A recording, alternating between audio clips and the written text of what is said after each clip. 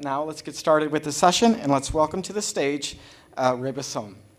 Good evening.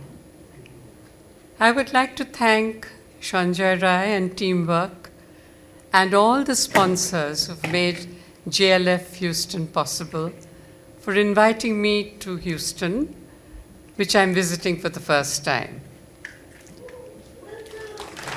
Thank you. I will speak on Swami Vivekananda based on my book and intersperse my talk with a selection of Tagore songs. I would also like to take this moment to thank Reba Som for offering me this harmonium, which is very precious for today's presentation. Swami Vivekananda, the modern monk. In late 19th and early 20th centuries, colonial Bengal was in the throes of a churning of social and religious ideas. On the one hand, there was faith in British values and institutions, realization that Western education and improved infrastructure had brought better options for livelihood. On the other hand, there was serious opposition to foreign rule, which ushered in India's freedom struggle. Today, India is again in the midst of a cultural turmoil. After 75 years of independence, India seeks to shake off remaining vestiges of its colonial past by highlighting the significant landmarks of its ancient civilization. However, the contribution of Western and other influences on the history of India cannot be wished away or swept under the carpet. History cannot be rewritten. Two outstanding men of the 19th century, Rabindranath Tagore and Swami Vivekananda, believed in achieving a balance, accepting Western democratic traditions while drawing attention to some of the rich religious and cultural norms of the Indian civilization. Born in Calcutta 2 years apart, Tagore in 1861 and Vivekananda in 1863, both traveled extensively in the West and became cultural ambassadors of sorts, projecting India's message of civilizational harmony to Western audiences. Nobel laureate Tagore was the literary giant, while Vivekananda was a spiritual guru. Both shared an intense love for humanity. Tagore spoke about the religion of man in the Hibbert lectures at Oxford. And Vivekananda said, "Jibe prem kore jeijon, seijon sebiche Ishwar." Love for living creatures is service to God. Both Tagore and Vivekananda were musicians, singing and composing their own lyrics, though Vivekananda obviously not on such a large scale as Tagore. Vivekananda sang many of Tagore's spiritual songs in his rich baritone voice to his guru, the ascetic Ramakrishna Paramhansa. So I begin with a Tagore song, Rabindra Sangeet, which speaks of prem, or love. And the poet asks, if the heart has not been filled with love, why then has nature been filled with so much of music, magic, and beauty? Jodi prem dilena prane.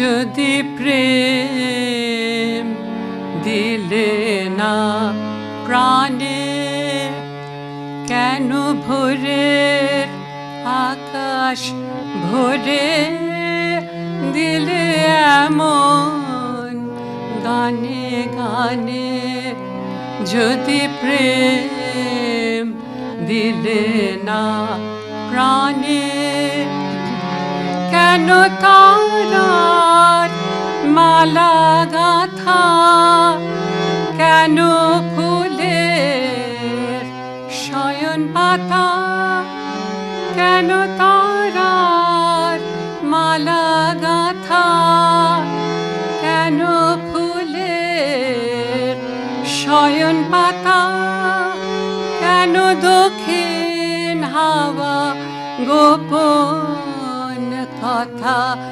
জানায় কানে কানে, যদি প্রেম দিলে না প্রাণে,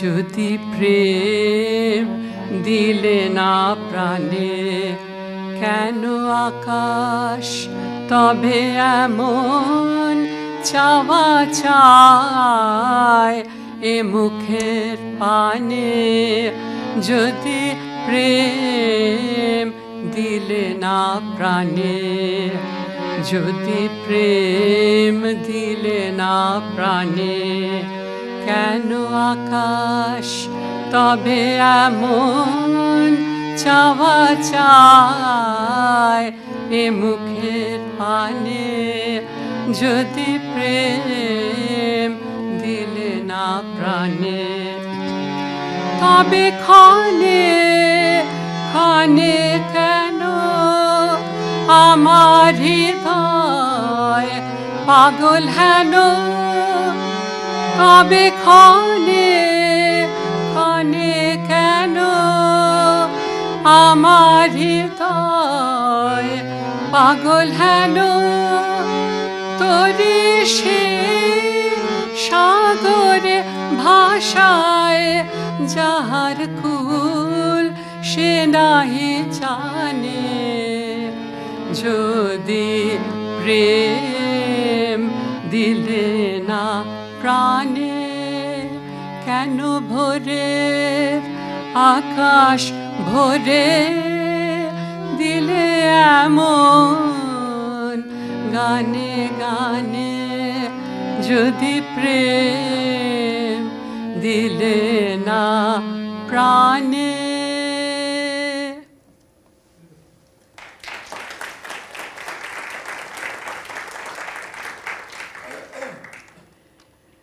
Both Tagore and Vivekananda were eclectic in accepting the best of the West and the East.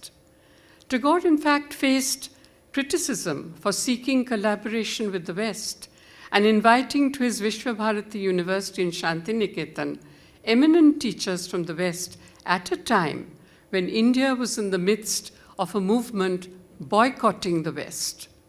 Vivekananda, too, faced severe criticism when he brought back with him after his travels in the West several foreign disciples, many from America, who became dedicated to his work. Both Tagore and Vivekananda believed in achieving this balance of bridging the East and the West, which can often be precarious. Vivekananda is perhaps best known for his Chicago address at the Parliament of Religions in 1893, when he thrilled his audience by addressing them as sisters and brothers of America. But the extraordinary circumstances of his Chicago trip, a life-changing experience for him, is an amazing story, stranger than fiction, which I'm going to recount for you.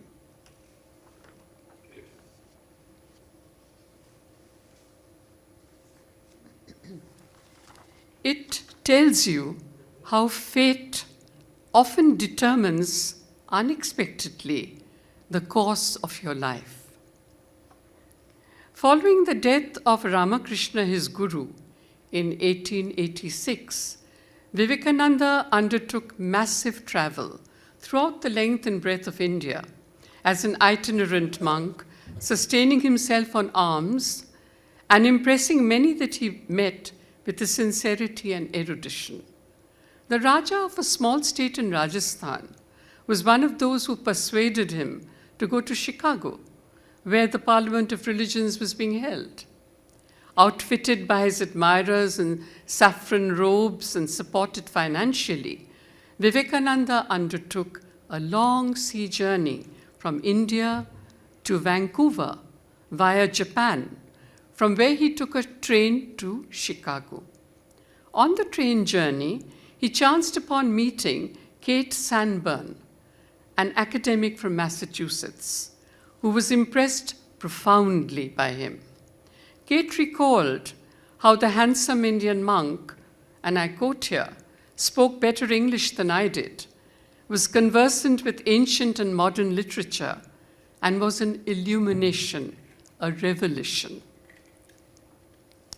Landing in Chicago, Vivekananda realized to his great dismay that he had arrived several months ahead of the event.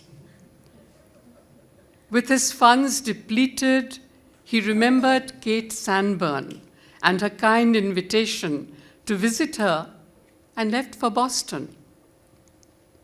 History was in the making. At Kate Sanborn's residence, where he was a guest, he regaled intellectuals and academics with his learning and exposition of Vedanta. One of those who heard him was Harvard professor Wright, who invited him over to his residence for more lectures and wrote for him a letter of introduction to attend the Chicago conference to be held soon. So impressed was Professor Wright that he was to write, and I quote again, "Vivekananda is more learned than all our learned professors put together."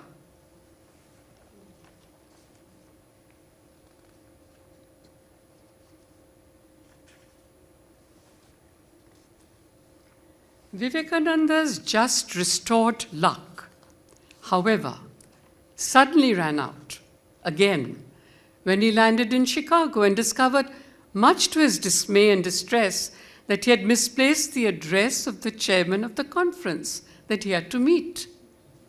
Dejected, he spent a night sleeping in an open cardboard box at the station yard, and the following morning he sat dejectedly on Lakeshore Drive, having been turned away at some of the posh houses where he had rung the bell for help. Luck had certainly run out. And then, amazingly, the door of another house suddenly opened, and a couple, the Hales, rushed out to take him under the wing, brought him home to comfort and safety, and accompanied him to the conference. History then finally came to be made as an initially tongue-tied and diffident Vivekananda, who had come without a prepared speech, entered the stage and, speaking impromptu from the heart, captured the hearts of his listeners. Lost on arrival in America, Vivekananda was able to overcome these acute and deep anxieties he must have felt because of his intrinsic belief in divinity showing him the path.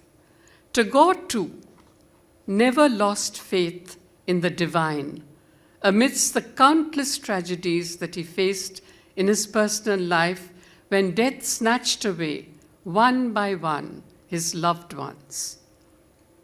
The first song in his Nobel Award-winning poetry selection, Gitanjali, speaks of how God has made us perennial, ashesh, endless, when his divine play or lila totally depletes us before replenishing us again with new life. Jibono Nobu Nobu. I will sing this Tagore song for you. Amare tumi ashesh korecho, amoni lila tabu.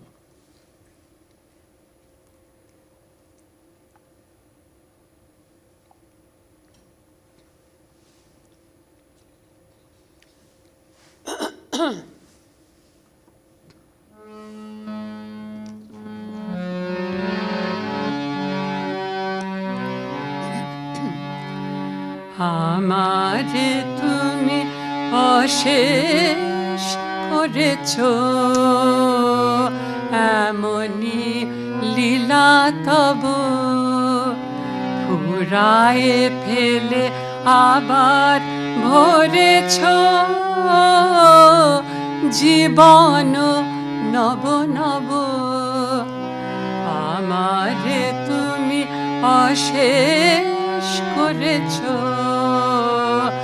এমনি লীলা তব।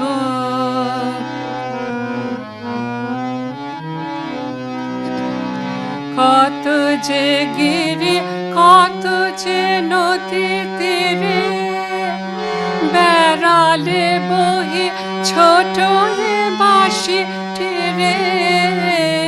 কত যে গিরি, কত যে নদী তীরে, বেড়ালে বহি ছোট বাঁশি তীরে।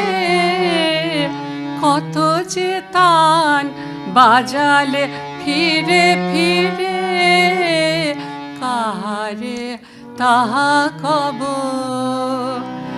আমারে তুমি অশেষ করেছ, এমনি লীলা তব।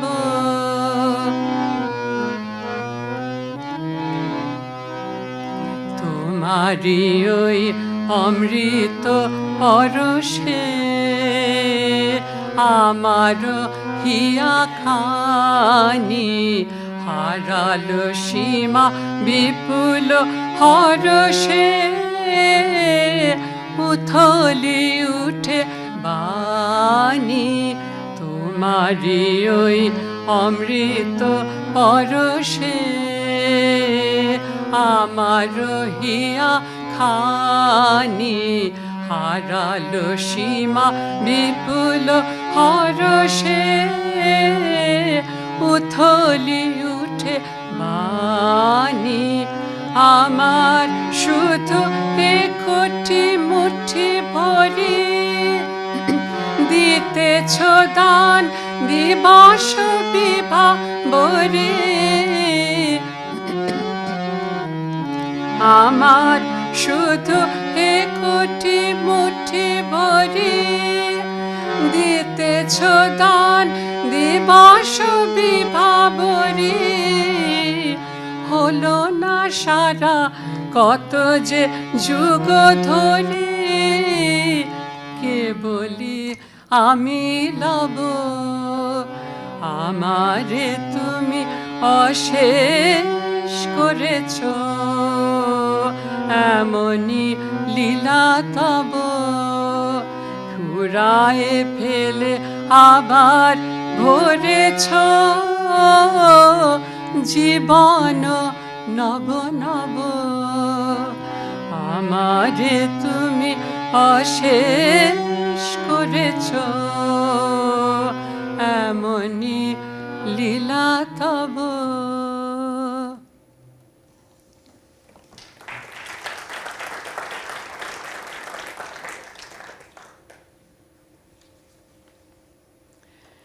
I feel this song is so relevant even today. After 2 years of COVID, we thought all was lost. And yet, God has restored so much to us. Amra অশেষ হয়ে গেছিলাম. We were endless, we were depleted. And then suddenly, life has come back. For 4 years, after his historic Chicago address in 1893, Vivekananda toured extensively through the length and breadth of America, giving lectures on Vedanta, winning support from American disciples, many of whom offered him hospitality, gave funds to support his cause, and eventually accompanied him back to India. It was quite a culture shock for many of these disciples to come to Kolkata and be accepted by the Indian followers of Vivekananda. The seed money for the Belur monastery in Dokkineshwar in Kolkata was paid by Henrietta Muller, while two of his most dedicated disciples, the New York socialite Josephine McLeod and the Boston-based Sarah Bull, wife of the distinguished Norwegian violinist Ole Bull, supported him financially and emotionally till his very end. Both of them gave their love and attention to Sister Nivedita, Vivekananda's Irish disciple, and it is through the hundreds of letters exchanged between them that I have been able to write my book. This one. Margot, Sister Nivedita of Vivekananda, piecing together the story of her initial doubts and tribulations leading to great understanding and reverence for the Guru Vivekananda. The greatest legacy of Sister Nivedita lies in the large corpus of writings she left behind, in which she has succinctly summarized the philosophy of her mentor, Vivekananda, which was explained to her in lectures and through travels together. However, it was not an easy journey for Nivedita to get to know her guru. She was an educationist who came from England to Kolkata inspired by Vivekananda to open a school for young girls and widows. In course of time, she fell in love with India, identified with the pain of an enslaved nation, empathized with the suffering of the less fortunate, took pride in its ancient civilizational past, hoping to project it through writings and lectures as a national inspiration to a subject people in their struggle for independence. Perhaps the greatest surprise for Nivedita when she came to India was to discover that the guru, who had lectured strictly on the Vedantic ideal, which is of monism, which is of universal oneness, which had appealed to her, was now engaged in polytheism or idol worship of Hindu gods Shiva and Kali. Slowly, she was made aware of the deep symbolical significance of idol worship, which offered an important prop to believers who could not otherwise understand the esoteric ideal of worshipping a disembodied divinity. In her writings, Nivedita sought to find a pattern between these various forms of worship in the Hindu faith, which ultimately lead to the same truth. Web of Indian Life is the name of her celebrated book, and Nivedita declared, and I quote here, "Religion has never dwelt in a creed that divides man from man. It is in a religion that becomes a nation force that is the crying necessity for unity."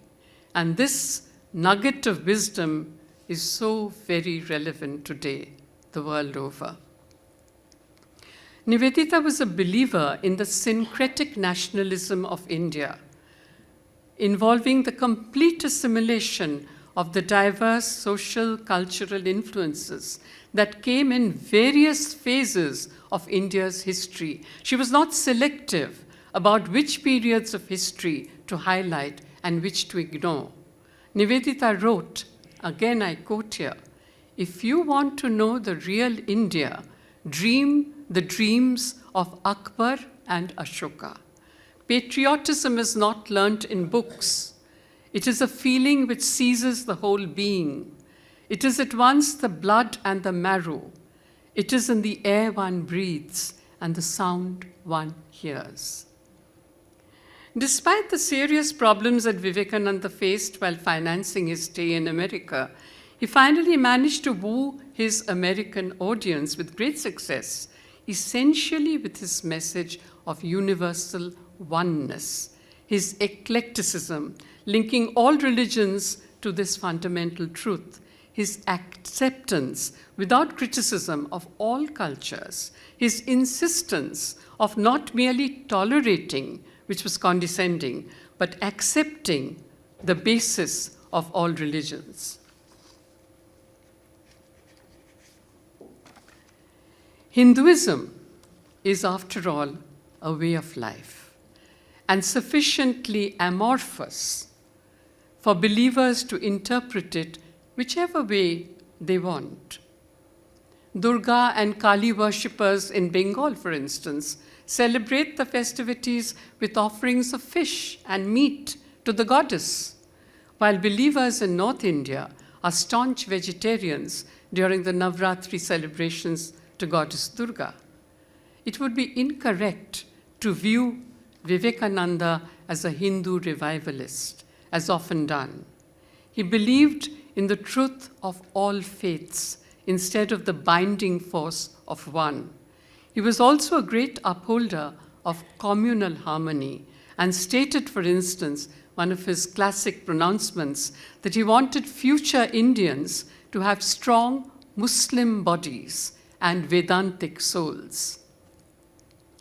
I mention an anecdote here. While visiting Sister Nivedita's family in London in 1899, Vivekananda was amused with the frankness with which her younger brother Richmond confided that the whole family had been put on alert during his visit and, out of respect for Indian practices, asked to refrain from having roast beef. Vivekananda promptly took Richmond to a restaurant and ordered for him a well-done steak. Vivekananda focused on yoga as a way to link the divinity in each individual with the pervasive divinity or absolute consciousness, or God, if you will. Today, yoga, even in the simplest form of Raja Yoga, physical exercise, has become hugely popular in the West. Both Tagore and Vivekananda opened themselves in wonderment, or bishoy, or bismay as you'd say in Hindi. This is a word which is a constant refrain in the next song that I will sing. Akash bhara, shurjo tara, bishwa bhara pran, bishoy tai jage amar gan. Sun and star-filled skies, a world throbbing with life, in the midst of which have I found my place. In wonder, thus does my song arise. I have strained my ears, I have opened my eyes, I have poured out my life into the bosom of the earth. I have searched for the unknown in the midst of the known.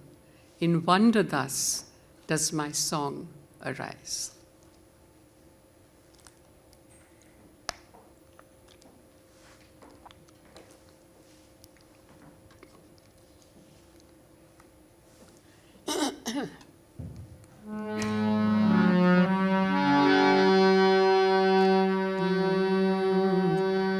আকাশ ভরা সূর্য তারা বিশ্ব ভরা প্রাণ তাহারি মাঝখানে আমি পেয়েছি মোর স্থান বিস্ময়ে তাই জাগে আমার গান আকাশ ভরা অসীম কালের যে হিলোলে জোয়ার ভাটায় ভুবন দোলে অসীম কালের যে হিলোলে জোয়ার ভাটায় ভুবন দোলে নারীতে মোর রক্ত ধারায় লেগেছে তার টান বিস্ময়ে তাই জাগে আমার গান আকাশ ভরা। ঘাসে ঘাসে পা ফেলেছি বনের পথে যেতে, ফুলের গন্ধের চমক লেগে উঠেছে মন মেতে, ছড়িয়ে আছে আনন্দেরই গান, বিস্ময়ে তাই জাগে জাগে আমার গান। কান পেতেছি, চোখ মেলেছি, ধরার বুকে প্রাণ ঢেলেছি, জানার মাঝে অজানারে করেছি সন্ধান, বিস্ময়ে তাই জাগে জাগে আমার গান আকাশ ভরা।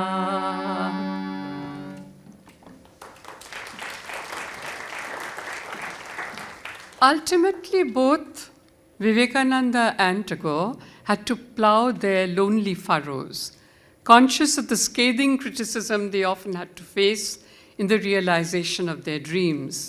And I end this session with this popular Tagore song, which was also Gandhiji's favorite. Many of you know this song.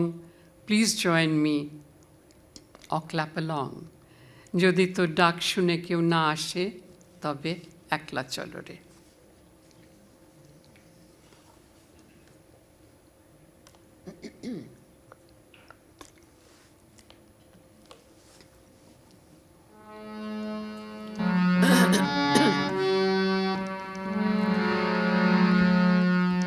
যদি তো ডাক শুনে কেউ না আসে, তবে একলা চলো রে। যদি তোর ডাক শুনে কেউ না আসে, তবে একলা চলো রে।